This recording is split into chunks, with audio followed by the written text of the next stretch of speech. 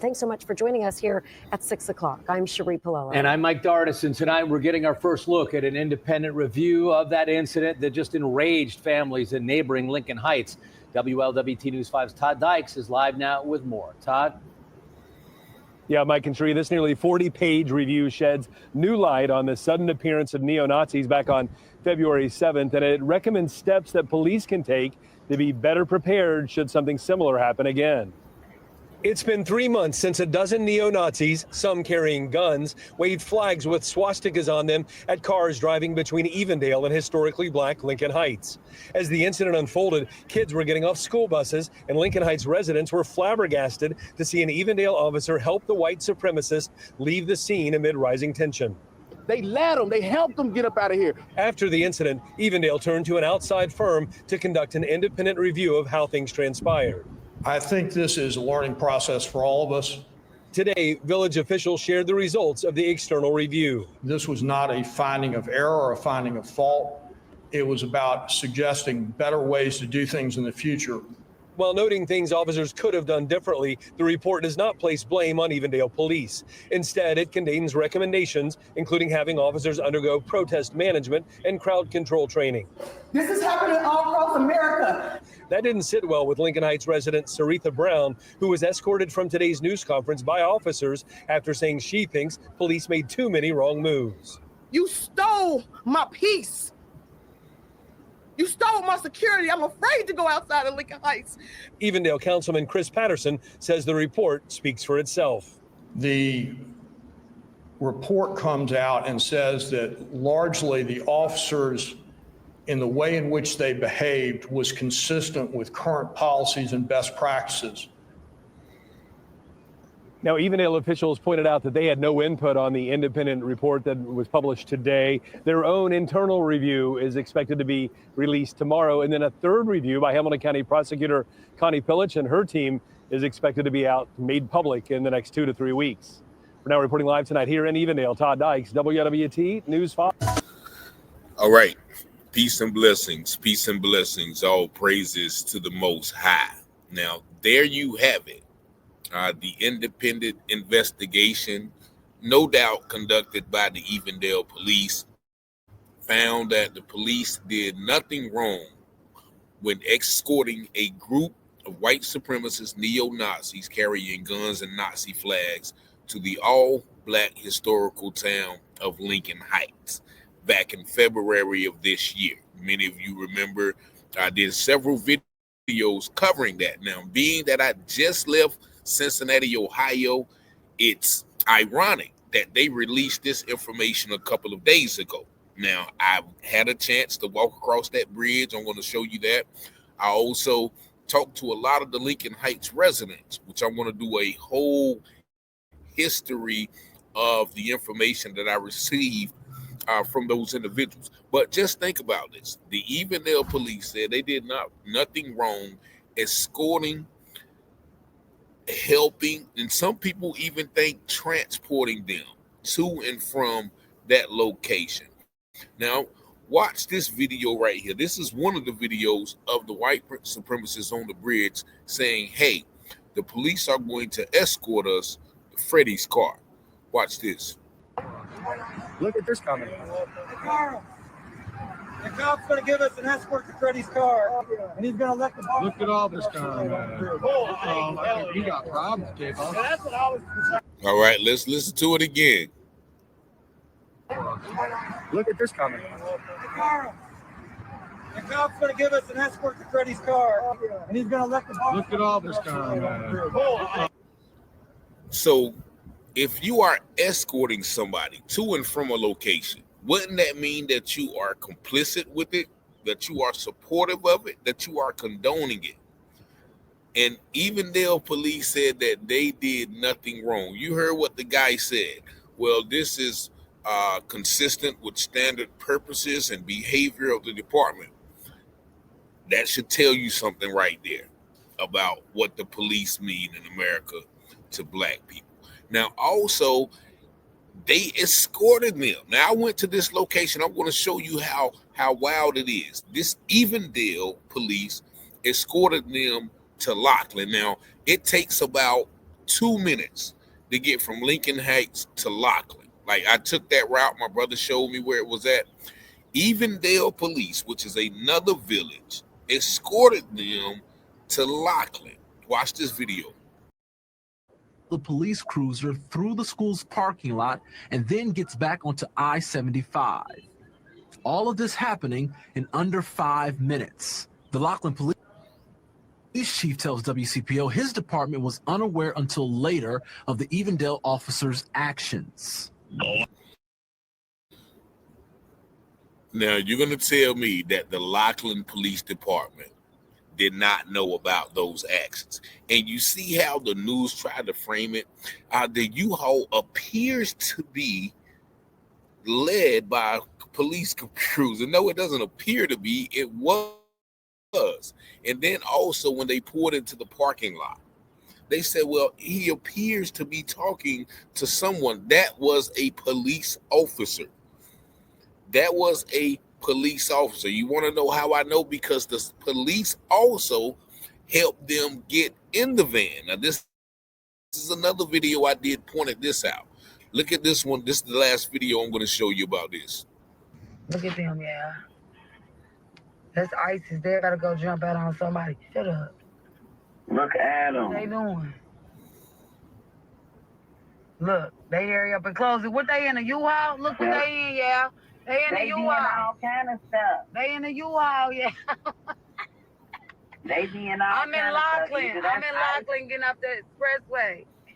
Either that's ICE or that's the SWAT. Look at Hey, them.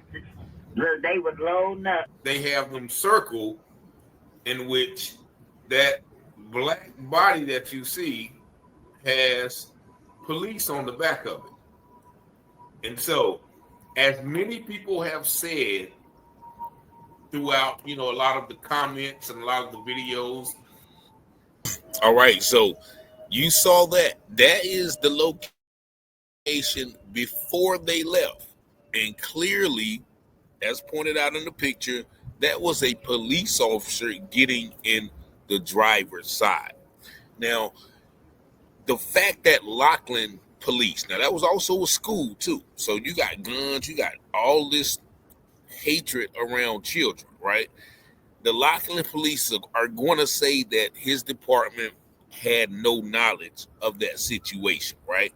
But I took the tour, and shout out to my brother Joshua. We were leaving Lincoln Heights, and he pulled off the interstate. We were supposed to be going to get some to eat. I'm like, where's he going?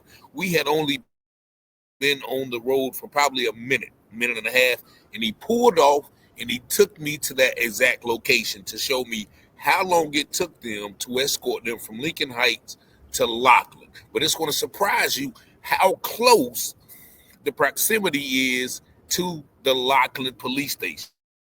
So it behooves me, it baffles me for anyone to believe that the Lockland police didn't have any idea that the Evendale police was escorting those white supremacists to and from Lincoln Heights from a proximity that close to their station. Look how close this is. Look how close this is.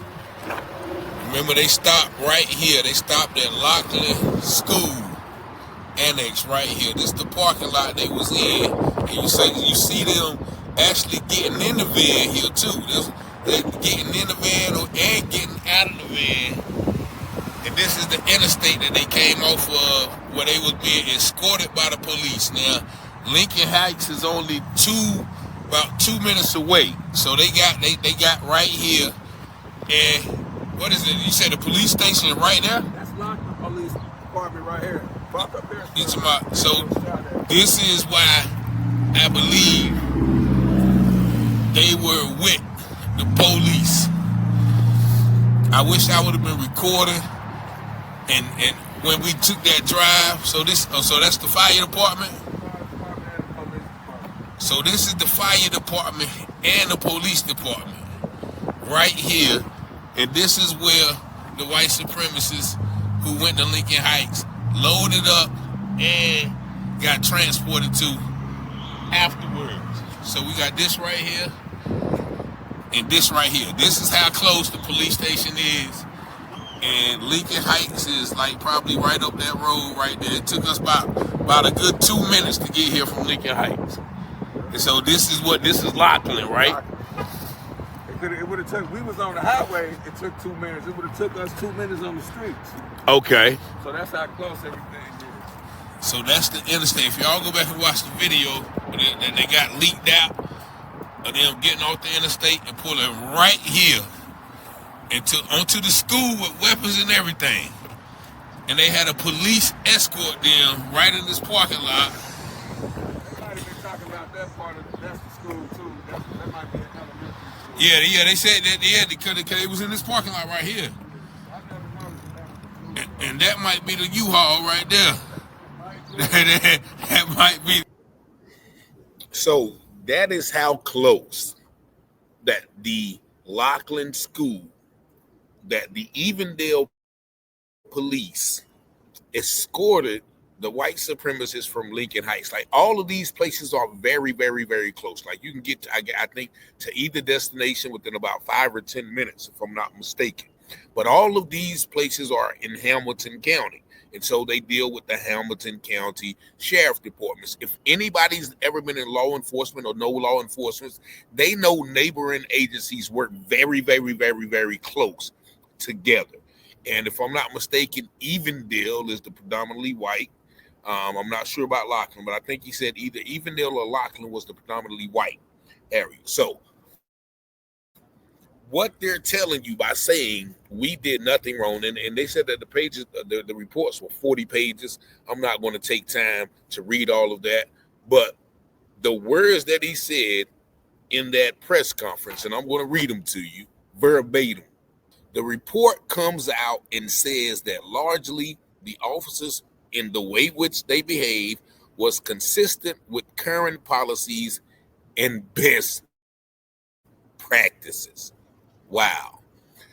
That is what law enforcement does. Their best practices and current policies are to terrorize black neighborhoods. In a nutshell. Make it make sense. They escorted these gentlemen they actually drove them to the lot. They helped them get off the lot, helped Freddie get back to his car. I got a video with Freddie in the back seat of the police cruiser. And then they escorted them back to Lockland. And they when the other white supremacists came dropping literature, they was like, yeah, we'll see you tomorrow. So it's evidently these white supremacist groups have ties to law enforcement, if not are directly affiliated with law enforcement, which we know that to be true in a lot of cases. But once again, I got to shout out to my brothers in Lincoln Heights, because they came out, they ran them, they came out with them big things. And I had a chance to walk across the bridge. Well, I'm going to show you a little bit of this fitness. I had a chance to walk across that bridge because I wanted to feel that energy. I definitely wanted to feel that energy from the brothers and sisters. This is the actual bridge that the situation happened on. Ohio. Y'all might remember this scene right here. This is where the brothers and sisters were standing on the corner, everybody gathering around from the town. And that's the bridge right there where those coward white supremacists come out here and feel some of that energy from the first all-black incorporated village or town above the Mason-Dixon line. This is, if y'all seen the videos where, the brothers and sisters came down, they had the signs up there on the gate. They got some other signs right there now. But yeah, you probably remember the brothers and sisters coming up, walking down the street, everybody. One for all, all for one. But yeah, so I'm down here in Lincoln Heights. I just wanted to feel some of this energy. Feel some of that energy from that day. My brothers and sisters came and ran that, neutralized that fake threat, because if it was a real threat, they wouldn't have ran. But this is the exact location. I just want to feel some of this energy on this bridge right here.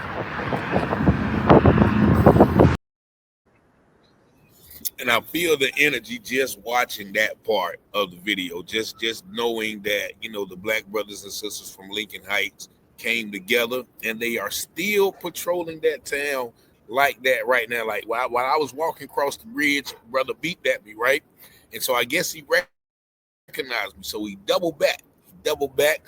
He pulled up on me and rolled the window down. When he rolled the window down, he had an arsenal. I'm talking about a one-man army. I'm gonna just say his name was my cousin Vinny. But you know, my brother pulled up on me. He was like, "Yeah, man, I appreciate what you did, man. You know, we still out here though. You know, so I was like, y'all still doing the patrol?" He's like, "Yeah, they ain't coming around here no more." I'm talking about, man, my boy had the big things on beside him. He had the big things on the hip, the thing on the leg. Like, and I told somebody else I saw that. He said, "Yeah, he keep about 6, 7 on him at all times." So the brothers in Lincoln Heights ain't playing. Shout out to my brother. You know, I tried to get him an interview, but he, you know, they not about that. They about protecting the community. I might have probably could have set it up later, but you know, I just felt the energy. I was just good to. I was like, okay, this is real. Like they ain't playing. So, shout out to the brothers and sisters in Lincoln House. Shout out to my brother Yashua, who gave me the tour. I'm gonna put that tour together when I get back. As you see, I'm not in my regular location. I'm out here in what they call the NOLA, New Orleans, Louisiana, at the the little villa here, I guess we can call it.